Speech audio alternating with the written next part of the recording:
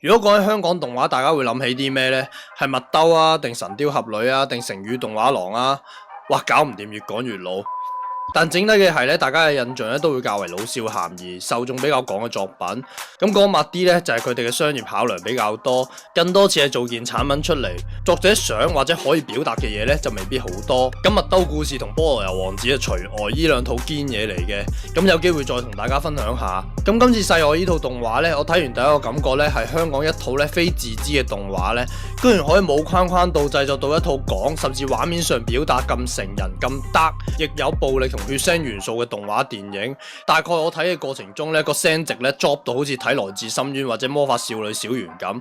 睇完咧對創作團隊嘅勇敢嘗試咧感到好敬佩嘅。好，咁今次開場白咧就講得有啲多，咁都同往時一樣啦。我會講下咧我對呢套戲嘅一啲睇法，好同唔好我都會照講噶。